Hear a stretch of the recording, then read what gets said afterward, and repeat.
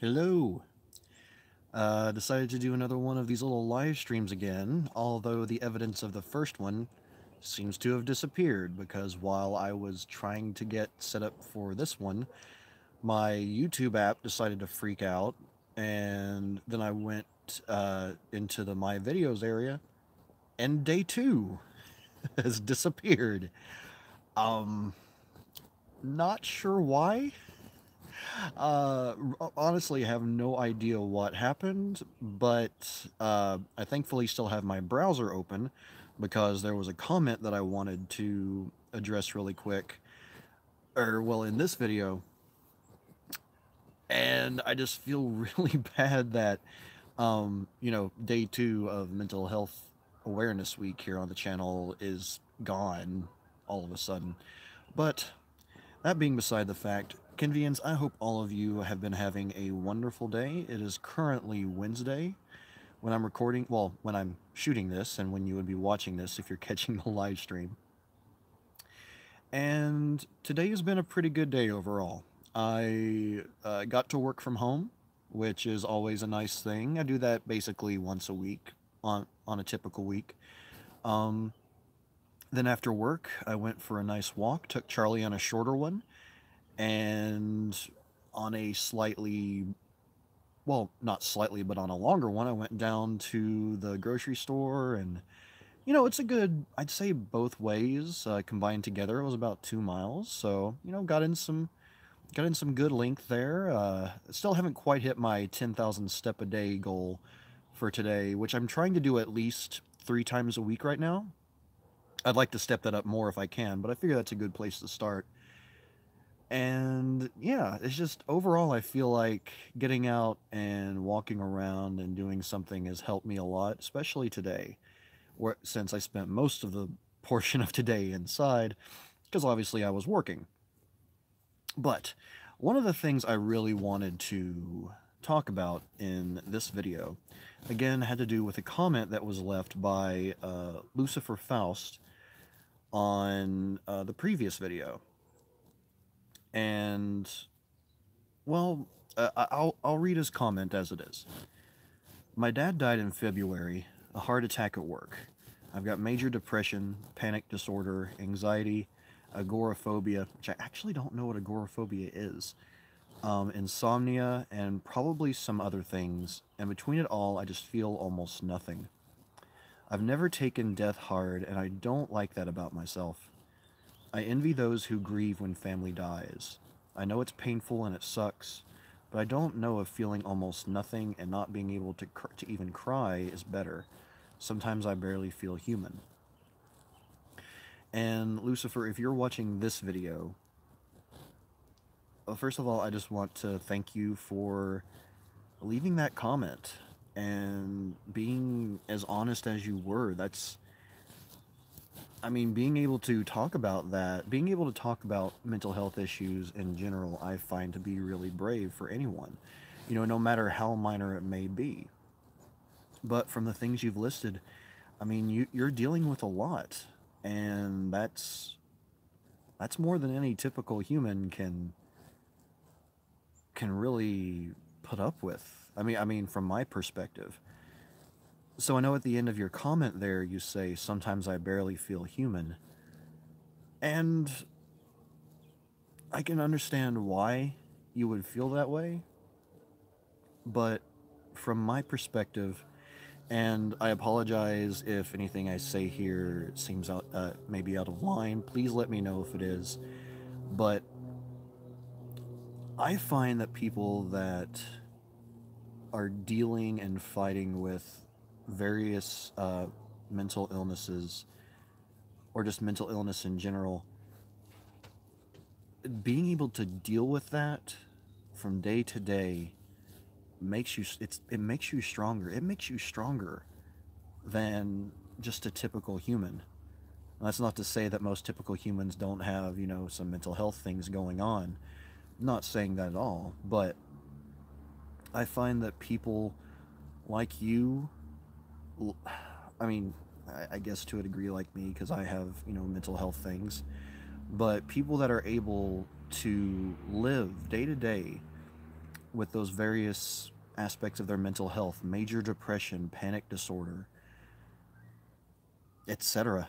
It being able to deal with that takes a strength that a lot of people just can't understand.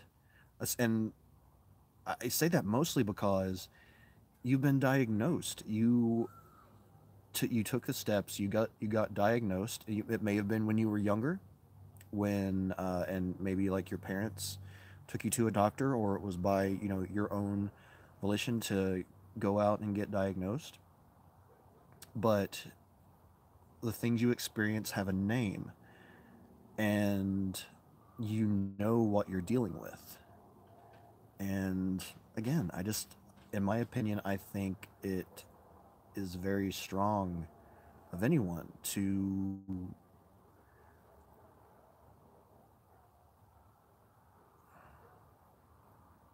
it's strong of anyone to one be able to admit those things, be able to say it, to themselves and here in the comments.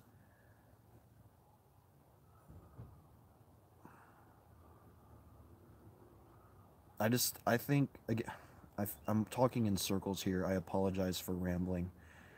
But when you say sometimes you barely feel human, I, I hope you're able to take that thought and put it in a positive spin. It's like you may barely feel human because you experience things that the average human doesn't, that they can't. I hope that helps a little bit. Comments from David Tennant. I'm guessing that you're not the actual David Tennant.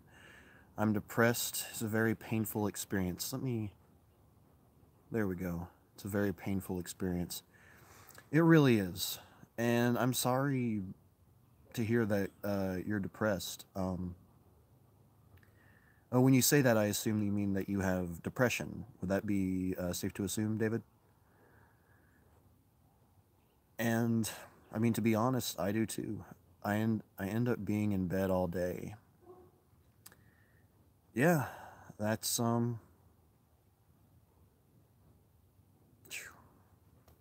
I hate to hear that. I really do. I guess a question I have would be,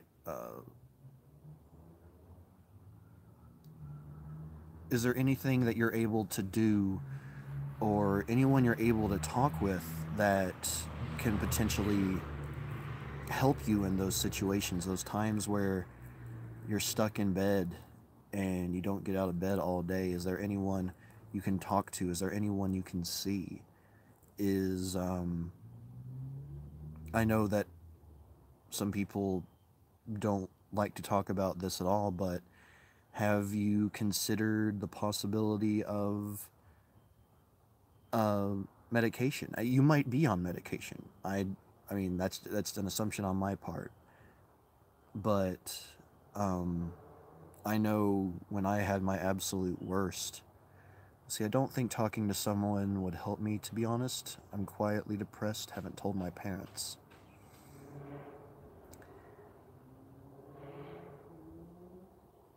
I know it seems that way. I really do. And I'm not going to tell you what to do, I'm only going to give my perspective on this, based on what I've experienced, based on things I've learned through my wife, who is a counselor. She's a therapist. And it's that the thought that talking to someone won't help is the depression talking. In a lot of ways, depression can seem like it's a sort of defense mechanism. It can make it seem like uh, it can make you believe that you are protecting yourself by giving into that depression. But the truth is, talking to someone, it can be as simple as talking to a friend, but most of all, talking to a therapist, a good therapist, There are many therapists out there, of a variety of skills, a variety of personalities. But I definitely recommend, if it's at all possible, and the thing is, you don't have to tell your parents, not until you feel comfortable with being able to do so. Um, Find outlets, there are online resources. I haven't told anyone because it's quite recent and don't know if it's here to stay. And that's okay. That's okay. Because that's another thing that would be a good idea to talk to a counselor, talk to a therapist about. Because being able to open up about it, being able to talk to somebody about it, can help you realize, like, potentially, where this might be coming from. If it's not like chemical depression, or like, depression that's sort of there permanently, um, if it's something that's just sort of atmospheric, if it's situational, it can come and go, but when it comes, it hits hard, and I feel like I have no place in the world. Yeah, believe me, David. You are not alone in that feeling. You're not alone. I have felt that many times, many times. But, and again, not telling you what to do, only giving my perspective.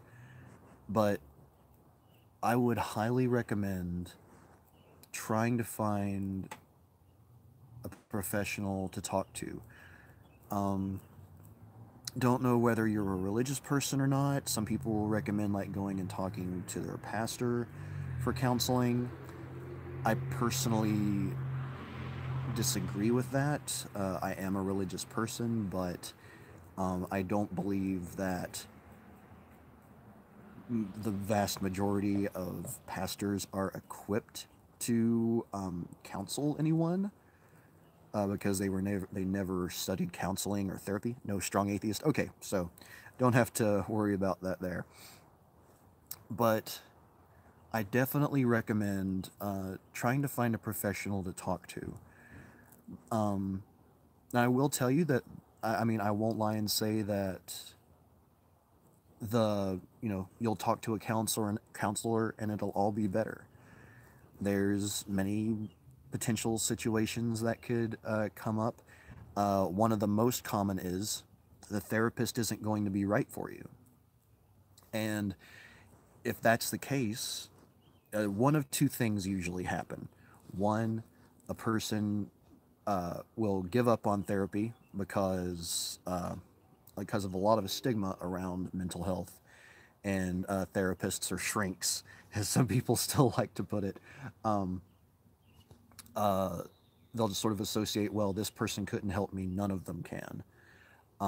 Again, there are many different kinds of therapists. There are many personalities within therapy, and it's a matter of finding the right person. And also, another thing is, if they, instead of just like quitting therapy altogether, you might realize that this therapist isn't a right fit for you, but you keep going to them anyway because you think maybe the problem is on your side. But that's not the case. If it's Going to a therapist is to help you. It's not to help them, it's not to help their ego. If you do go see someone and you feel like it's not a good fit, talk to them, see if they can recommend anyone else you can see, anyone that might be more adept to your personality. Um, but that's just some basic advice there that I can give. And again, within reason, uh, like, they're not gonna. Oh wait, I really don't think therapy is suitable for me at this point in time, to be honest, and that's okay. And that's okay. Again, I am not telling you what to do. I'm only giving my personal recommendation, and that it really can help. And a lot of times, let's see, but I guess talking to someone would be start if it's persistent. Absolutely, absolutely. I mean, so, and again, I mean, the simple fact that you've told me you haven't told your parents, you haven't really told anyone, and I don't know who you really are, but you're here on this video right now telling me these things. And I think that's very courageous of you. I think that's very brave. And I think possibly even this could be a start for you. It could be a start of you feeling a little bit more open to possibly talking to someone, about what you're experiencing. Yes, this is an anon account. Obviously, I'm not David Tennant. I assumed so. I assumed so. So I hope you don't mind me calling you David still. But yeah, the simple fact that you're opening up, even in this sort of anonymous form, I appreciate that as a person who wants to do everything I can to help others that experience mental health issues. Again, sometimes they're temporary, sometimes they're permanent. A lot of times they are, but it's just hard to say. See, how is depression as a religious person, does God or whatever you believe influence how you feel during times of depression, if you don't mind my asking? Well, it's hard for me to say really because sorry, I just gonna check this real quick because things disappear really quickly on my phone. It's from Billy. Sorry to jump in, but I was in a similar situation and I spent so many years bottling it up, and I found that talking to people online helped me so much because I could say what I had to say and not worry. Yes, yes. Thank you for sharing that, Billy. Thank you very much. But I mean, it's coming from a religious perspective. Mine is a lot different than I guess you would say the typical religious person is. Um, I still believe in a God. I guess I'm still I'm still technically categorized a Christian, I believe. I'm more spiritual than anything, and but at the same time, I tend to side on like arguments of logic. I tend to side on arguments of humanity. I consider myself a humanist above most things, and I've known way too many religious people in my life that have caused infinite amounts more pain to people when they're supposed to be, the ones spreading the good word, and they're supposed to be the ones trying to help people feel better. Um, so I think at this point in my life, my belief in a religion doesn't really affect how I view depression, how I view anything like that, really. Nightmare is, hi, I agree. Oh, okay. Hi, Nightmare is. Um, so yeah, I think my personal perspective on it isn't, I guess, that informative of one. Um, I do know some people who, especially from back in my hometown, I'm originally from Kentucky, one of the southern states, or like it's in the middle, but considered a southern state. And uh, it's definitely one of the more it's one of those more conservative areas for sure. And it come a lot of times when it comes to the mental health thing, a lot of resources aren't readily there. They don't have great therapists, at least based on what I've heard. I haven't lived there since I graduated. When did I graduate? I graduated from college back in 2006. So yeah, I haven't lived in Kentucky since 2007. So over a decade now. Um, but yeah, again, just to repeat myself, and I apologize for rambling as always, but my religious views don't really impact my view on depression or how people should deal with it. I think that if a person has a religion, if they practice a religion, that's a very personal thing. And like they should feel free to share it with others. But when people start using their religion to um, sort of blanket things like mental health to cover up. It's like, oh, you're not depressed. It's just the devil getting you down, or, God's just trying you right now. It's like, that's a bunch of bullshit. And I can't stand those kind of thoughts. It's like, we are humans, regardless of whether a person believes in a religion, they believe in a god, they believe in gods, etc., etc. We are people, we are humans, and psychology is a thing, mental health is a thing that has been studied. It is a science. It's continually evolving. Oh, let me see here. Fair enough. You have people that use religious ideas as an excuse to get under my skin. Same here. Same here, honestly. Darn it, lost my train of thought. But yeah. Yeah, that definitely is. I hate that, and when they say it's nothing, you will get over it. Yeah, that's one of the things that really gets under my skin is when people tell you that you'll get over it, or you tell someone that you're depressed, and someone's just like, well, I get sad sometimes, and they don't. Sometimes I feel like it's willful ignorance, but a lot of it I think just is flat out ignorance of what depression is. You can feel depressed. Feeling depressed, I mean, yeah, that's another word for feeling sad. But depression, experiencing depression, um, it goes so far beyond that. And again, it can be a temporary thing. It can be situational, environmental. It can be something that you're experiencing on a temporary basis. But it is not the same thing as feeling sad. So I absolutely hate it when people say, just get over it. It's like, stop being sad.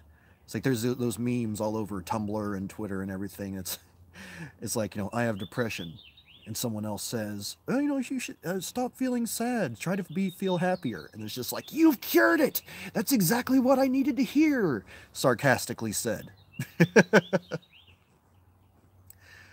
Oh, but yeah.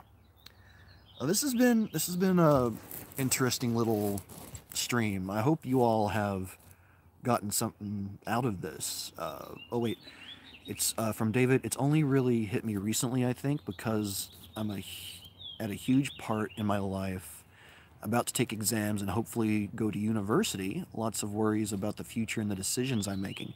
Oh yeah, all that kind of stress can really bear down on you.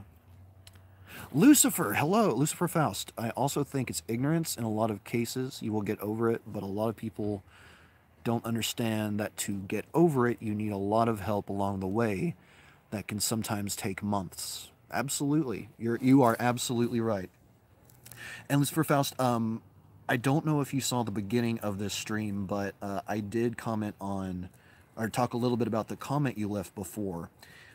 Unfortunately, that video no longer exists because my YouTube app did something. So I apologize for that, but I am going to be copying that comment, and if you don't mind posting it below in the comments of this video, just so it's there's the context there of what I was talking about. But I do want to thank you, Lucifer, for leaving that comment on the previous video, and I hope that I know I rambled a lot, as I tend to do always, but I hope that some of what I said there in the beginning portion of the stream is relatable in some way and possibly even helpful. See, I missed the first 15 minutes, but yeah, I will watch the start and fill it in. Awesome, awesome. Thank you. And again, please do let me know if you feel like I wasn't being helpful at all. I want to hear. One of the things about doing Mental Health Awareness Week here on the channel and trying to do more stuff mental health wise in the future here on the channel is I want to not only do my best to help, help myself, help others in the process, but I want to be able to learn from my mistakes. And if I make mistakes, I want to people to let me know that. Let's see, from David, it's been really great to chat about it. I'm very grateful for your mental health videos. Well, I'm glad I was able to help a little bit there, David. I really do. And I wish you nothing but luck in the exams. And I mean, nothing but luck in general. It's like, I hope that you're able to get some peace in what you've been experiencing lately. From Billy, yeah, you're spot on. I was a lucky one that my best friend Cole, aka Sco, oh yeah, who brought me here so long ago to help me get through a lot, was just there to listen to me talk about it. Cole is an awesome person. Unfortunately, he hasn't been posting a lot of videos lately. Otherwise, I would link you all over to his channel. But once he does start doing more, believe me, I will be sharing more of those in the future. Let's see. From Nightmare Rez. I've dealt with depression and anxiety my whole life, but never knew what it really was or meant for me until recently, or others. Yeah. And one thing that I was going to talk about with Lucifer Faust's comment on the previous video, and that's actually how I'll end this video, is a way how part of his comment I sympathized and empathized with on, I guess you could say, kind of a painful level. The part of it where he says, I envy those who grieve when family dies. I know it's painful and it sucks, but I don't know if feeling almost nothing and not being able to even cry is better. And, oh, before I continue that thought, thank you. It's mainly the idea of failing and not getting into university and having to deal with the consequences of that, and it gets very overwhelming. Feels like a panic attack, but it lasts hours. Before I continue my thought, what I was talking about there, one of the most important things to do when things get overwhelming, when things just feel like they're bearing down on you above all, and this probably just seems silly, but one thing to do is to breathe. Close your eyes. Try to think of something to focus on. Nothing complex, just something simple. Focus on... like when you close your eyes, focus on something that makes you happy. But at the same time, remember to breathe. Just very slow, very deep.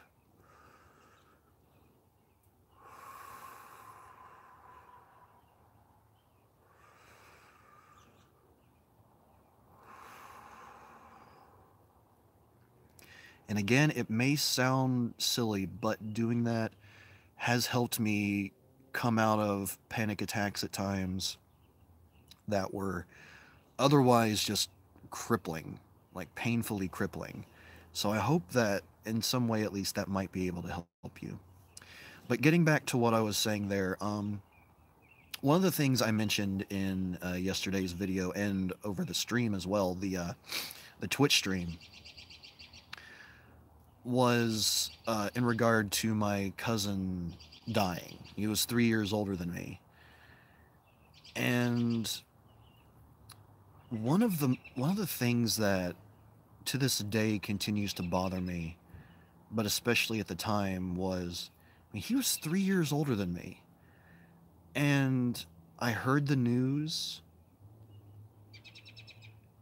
I went through, all the emotions you expect when you hear a cousin of yours dies, when you're so close in age and you're close family. And I was never able to cry. It's weird. It's like over the next week or so, after they had gotten him out of the river, it's like I kept trying to, like, I kept processing the feelings, trying to figure out what was going on, and I've never able to understand. It's like I felt so sad, so depressed about the situation, but I was never able to cry. So much so that when I got into West Virginia for the funeral, um, I tried to help out as much as I could. I uh, I helped set up things in the funeral home. I helped in whatever way I could. I can't remember if they decided to have a closed casket funeral or not, but I did get to see him with the casket open. And I just kept thinking, it's like, once I see him, that'll make it real for me, and maybe I'll finally be able to cry. But I didn't. I didn't cry. For whatever reason, couldn't cry. And it wasn't until after the funeral, when we went to the graveyard and everything, fast forward, everything is said and done, the crowd's dispersing. It wasn't until then I was finally able to cry a little bit. And I've always been mad at myself for that. I don't know why I'm mad at myself. It was just like, just all the different feelings that I was experiencing, all the everything is just like I felt like I should be crying. I've always been a very emotional person. I've never resigned to the idea that boys shouldn't cry. I mean, even though when I was younger, I resigned to that, otherwise you get beat up. But I hate that whole idea. So I've always been a very emotional person. So the fact that I wasn't crying over the death of my cousin was driving me crazy. So when I was finally able to, it was true relief. And I feel like a lot of what I experienced during that time, even after I was finally able to cry, something about it didn't fully feel like closure for me. And that's a big part of why. Let me. Oh, sorry. If it does happen again, I'll try that. Thanks for the advice. Oh, thank you, David. And I do hope that helps some. But I think that's another reason why April, for many years now, has been such a hard thing for me. And I want to say it was the year after he passed away, around the anniversary of that time, is when it's just I got in a horrible place. Like, I could get out of bed, but the depression was starting to hit me really hard, and I would burst into tears for no reason in bed. And that's when I knew that, like, I needed to talk to somebody. I needed to do something because it was debilitating. Like, every part of me was just starting to shut down. And I was diagnosed with depression, with anxiety, a little bit further down the line, ADHD. Um, and I know those aren't some of the more severe things, obviously, but I mean, even a small thing that impacts your mental health can be debilitating. It all depends on the person, and it all depends on their personal situation. So yeah, that's one of the things that I really thought about after I saw your comment there, Lucifer. Again, I do hope that what I said at the beginning of the video, that it might be helpful, or if not helpful, at least reassuring in some way. But if it's not, please do let me know. Again, because I want to be able to learn from my mistakes, and if anything I said was over the line somehow, or a mistake, or just not the right thing to say, I want you to let me know. Oh, so yeah, this has been a heck of a stream. So I'm going to end the stream here. I want to thank you all for being here. David, Billy, everyone that came in and chatted a little bit. Thank you so much for being here and saying what you did. I hope that whether you're watching this live right now or watching it later as a video on YouTube, that something about this might have been helpful for you, that it might have lifted your spirits in some way. But above all, I do want to just say this. Whatever is going on in your life right now, take some time for self-care. I mean, I had to do that last night after I finished playing that game, Actual Sunlight. Uh, that was a deeply impacting game. So, and self-care can take a lot of forms. It can be playing a game you really enjoy, something that makes you happy. It can be, even if you don't like exercising, which I personally don't like exercising, but going out for a long walk, going for a jog, playing with your dog, is it doing something that brings you joy. Be sure to take that self-care and take care of yourself. Because, you know, sometimes things just get to be too much, whether it's just trying to balance out your own life or trying to help out others and feeling overwhelmed in that. So no matter what, make sure you take time for some self-care. And Billy and David, thank you both for those comments. I still say thank you. Thank you. But I hope everyone has a wonderful day / night, whatever time of day it may be where you are. And I'll see you all soon. Actually, I'm going to try and film a video for going up early tomorrow as opposed to one of these later streams. But we'll see. Oh my God, it's 2 a.m. Go to bed, David. All right, everyone. I will talk to you later. Bye.